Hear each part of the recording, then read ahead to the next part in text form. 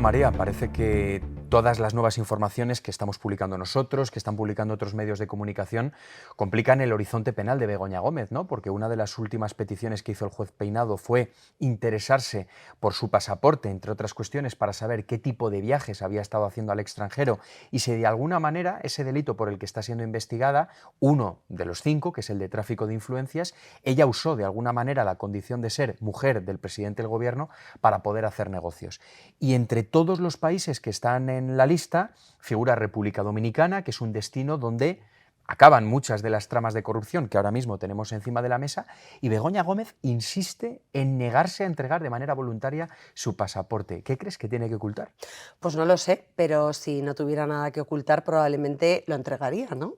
Es decir, en su contrario, parece que quien, como en el caso del fiscal general, ya vivimos, borra pruebas, es que tiene algo que esconder entre esas pruebas, porque de lo contrario uno podría utilizar precisamente para callar bocas y para su propia defensa la evidencia de que todo lo que se está contando, especulando o publicando es una falsedad, y en este caso no hay mucho interés, más bien hay opacidad, hay intento por no aportar y cooperar con la justicia, que es un poco lo que había defendido el gobierno en pleno con la no causa de la mujer del presidente, y se va complicando el horizonte no solo por los delitos que hay sobre la mesa, sino también porque no prosperan muchas de las iniciativas que tanto los abogados de Begoña Gómez, que en este caso está reforzada además con el aval de la Fiscalía, que juega a favor de obra, y de su asistente, Cristina Álvarez, que también ha intentado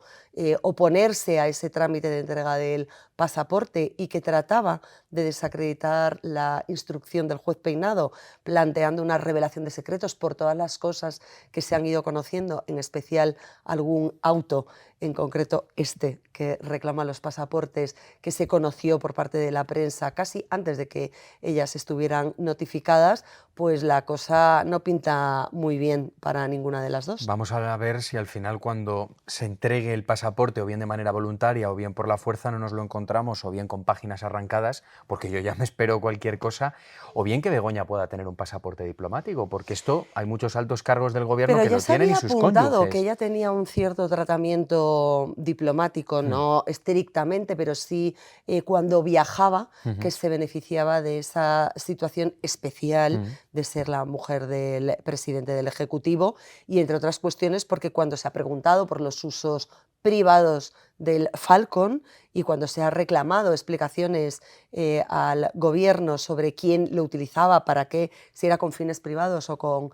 fines particulares, no se ha aclarado tampoco en qué términos y con qué intenciones o para facilitar qué actividades de Begoña Gómez o de la familia directa de Pedro Sánchez se hacía uso de ese Claro. medio de transporte público. Y sobre todo si ella ha viajado acompañando a su marido, al presidente del gobierno, en actividades oficiales, y ella simplemente es una mera acompañante, o a lo que tú apuntabas, que es lo verdaderamente interesante, ¿no? Si ha estado usando recursos públicos, en este caso el Falcon, o uno de los Falcon, porque hay varios, para hacer negocios o para intermediar en negocios, ¿no? Que al fin y al cabo es lo mismo, porque todo se traduce en dinero.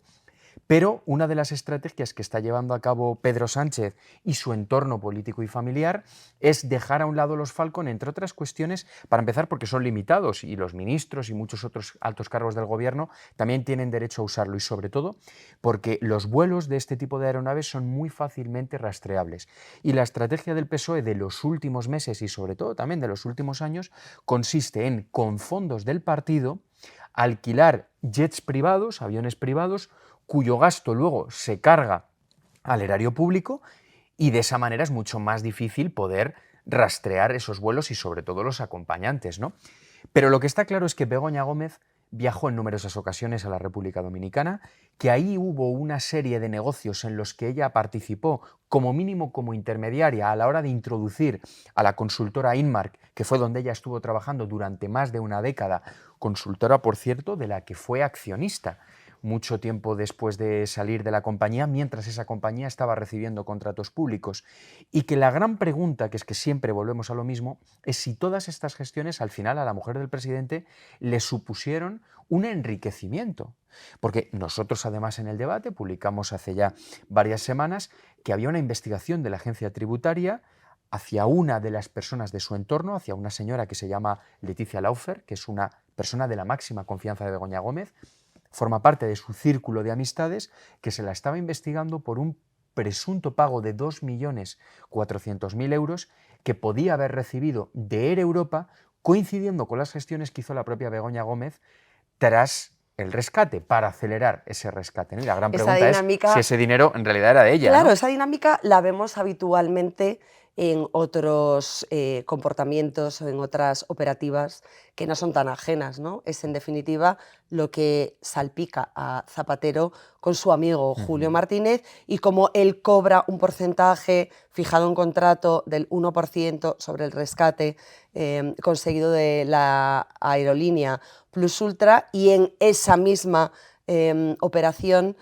hay una cuantía de dinero que después, curiosamente, ingresa por un canal aparentemente legal de consultoría o de auditoría una de las empresas vinculada al expresidente del gobierno. El método es recurrente, no hay novedad en cómo se hacen las cosas, y tampoco hay novedad, al parecer, en que uno tras otro los miembros de los ejecutivos se creen impunes, tienen esa sensación de poder actuar sin que nadie vaya a fiscalizarles, y en muchas ocasiones su ambición o su propósito de sacar tajada de una situación que no van a volver a reeditar en el sector privado les lleva a querer atesorar una serie de bienes, de propiedades, de ingresos que en realidad no hubieran percibido de otra manera. Si las cuestiones en las que están influyendo fuesen fruto de su actividad profesional previa y no hubiese ninguna colisión con operaciones, fondos, dinero que proceda del erario, no habría por qué meter en la ecuación a esos testaferros, presuntas personas interpuestas, sociedades pantalla, sociedades patrimoniales. Quiere decir, cuando alguien trata de desviar la atención del foco inicial de la operativa, es porque efectivamente está tratando de ocultar algo que no debería estar haciendo, y que desde el punto de vista político ya no sabemos si del penal, que es mucho más largo el recorrido y que además requiere de muchas más pruebas y demás, no es aceptable. Sí, pero también ocurre una cosa, ¿no? Que es que a pesar de que el sentimiento de impunidad seguía en los escándalos de corrupción de los años 90 y se mantiene hasta el día de hoy, los corruptos también se profesionalizan. ¿Por qué? Porque, por ejemplo, Luis Roldán, uno de los mayores escándalos de corrupción del Partido Socialista de lo que se denominaba, ¿no?, la edad de oro del periodismo de investigación de los años 90, al final ocultaba un patrimonio multimillonario a nombre de una sociedad que estaba a su nombre, por lo tanto es que era relativamente Fácilmente fácil, localizable. efectivamente, pero es que ahora estamos en una fase en la que los corruptos, bueno, pues o bien hacen lo más sencillo, que es quedar con los nexos corruptores que les pagan dinero en metálico, y luego, bueno, al final el dinero negro que se recibe en mano es mucho más difícil de poner en circulación, pero también de encontrar, ¿no? Porque se puede esconder físicamente, se le puede dar a algún familiar, es decir, no hay un rastro del que, bueno, que exista, ¿no?, en cuentas bancarias. Pero, insisto, los corruptos se profesionalizan y eso lo que hace es que tengan que recurrir cada vez más a testaferros y, por lo tanto, para la Guardia Civil, para la Policía Nacional, para nosotros, sea mucho más difícil poder cerrar el círculo. Pero todas estas informaciones que cada vez acorralan más a Sánchez, ¿no?, porque no dejan de ser los protagonistas, los miembros de su círculo político y familiar, pero al final todo acaba en él. Y esto, todas estas cuestiones relativas a las labores de intermediación de Begoña Gómez en la República Dominicana, sí que creo que es un salto cualitativo y que apunta directamente al presidente del gobierno, ¿no? ¿Por qué? Porque en la mayoría de los viajes que hacía Begoña Gómez iba el presidente del gobierno, ¿no? Y es muy difícil de entender que Sánchez era ajeno Que no a todo lo que estuviera al estaba tanto. haciendo su esposa. Y ya ni te digo si había una contraprestación económica, porque por mucho que estén casados en separación de bienes, bueno, pues al final conviven, ¿no? Conviven juntos, ¿no? Y ¿tú crees que todo esto puede hacer de alguna manera que Sánchez tenga que acabar dando explicaciones, o ahora o cuando deje de ser presidente, delante de un juez? ¿Acabaremos viendo esa escena? Pues yo pronosticaba que a Zapatero sí le veremos sentado ante un tribunal, inicialmente como testigo. Ya veremos si de las evidencias que son ahora mismo indiciarias, se derivan pruebas lo suficientemente sólidas para tratar de buscar otra situación procesal para el expresidente del Gobierno, como una imputación, pero me da la sensación de que a Sánchez también podríamos verle sentado ante un tribunal y dando explicaciones precisas sobre si era o no consciente de esas actividades de su mujer, si era o no consentidor de las mismas, si favoreció de alguna manera con su presencia, con su aval, por el hecho efectivamente de ser su esposa, que hubiese otros que confiasen plenamente en las actividades de Begoña. Y al fin y al cabo hay que recordar varias cuestiones. Está sobre la mesa un posible delito de malversación de caudales públicos en el caso de la asistente que, pagada por Moncloa, por lo tanto con dinero público de todos los españoles, pudo realizar actividades profesionales, privadas, particulares durante su horario de trabajo para la mujer del presidente del Gobierno. Por mucha amistad que les uniese, esto no es justificable. También sabemos que a Begoña Gómez se le concedió una cátedra en la Universidad Complutense de Madrid, en la que ella figuraba como codirectora de un formato para el que en general no es fácil acceder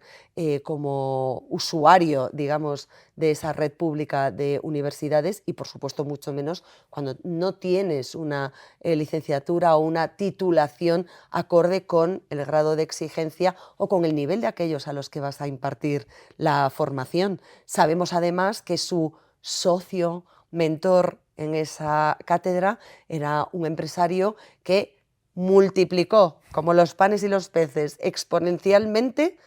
sus ingresos en pequeñas empresas familiares que no iban mal, que funcionaban estupendamente, pero los multiplicó, los elevó gracias a criterios subjetivos aplicados en la corrección de los pliegos de contratación, una vez que unió su destino Claro. a la mujer del presidente del Gobierno, que llegó a alabarle en público. Es que, Además, es decir, sí. hay tantas cuestiones sobre la mesa que apuntan a que las cosas no se hicieron bien, que es difícil, insisto, ya no desde el punto de vista penal, que iremos conociendo cómo se dirime en sede judicial, sino desde el punto de vista político. Es insoportable. Bueno, yo no me quiero ni imaginar qué hubiera ocurrido si esta misma situación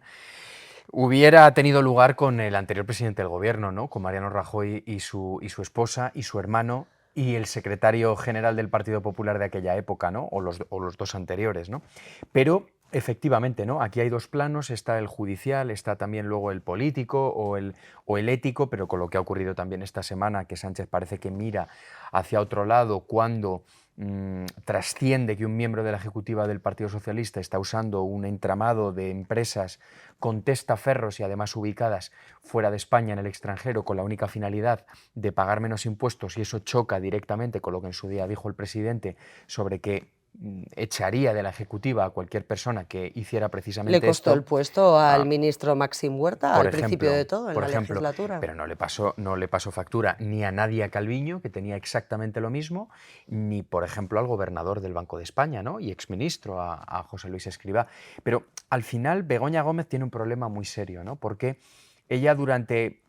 muchos años, desde que llega al Palacio de la Moncloa, ha estado actuando y al final todo lo que ha tocado, lo decías tú muy bien antes, ¿no? Parecía el milagro de los panes y los peces, por ejemplo. Es que a raíz de que le hiciera la famosa carta de recomendación a este empresario, a Juan Carlos Barrabés, este señor pasó de recibir contratillos públicos, ayudas muy puntuales, a recibir un reguero de contratos multimillonarios de numerosos ministerios del gobierno de Pedro Sánchez que suman más de 20 millones de euros, ¿no? Y las trabas también que ha puesto Barrabés al procedimiento judicial del magistrado Peinado. Bueno, pues vamos a ver cómo evoluciona todo esto, pero la verdad es que le auguro un futuro, un horizonte penal bastante complicado a la esposa del presidente. Pues mira, resumiendo, la crisis reputacional que afecta a Begoña Gómez en este momento es correlativa a la crisis de credibilidad que acompaña a Pedro Sánchez durante toda esta segunda legislatura, marcada precisamente por esas actividades profesionales de su mujer. Para quienes han repetido el mantra hasta la saciedad de que a Begoña Gómez se la perseguía por ser la mujer del presidente del O por ser gobierno. mujer, que yo también lo he escuchado, No, por no, ser mujer. y por ser la mujer, en concreto, del presidente del gobierno, una profesional de éxito, antes de ser esposa del presidente del gobierno, o durante la etapa en la que el presidente del gobierno no era ni secretario general del Partido Socialista, habría que recordarles que es la única mujer de presidente del gobierno que ha estado en esta tesitura, porque precisamente ella se ha prevalido de su posición para justificar que merecía acceder a un nivel profesional al que nunca había accedido antes, ni por formación ni por méritos propios. Digo, por poner las cosas en contexto.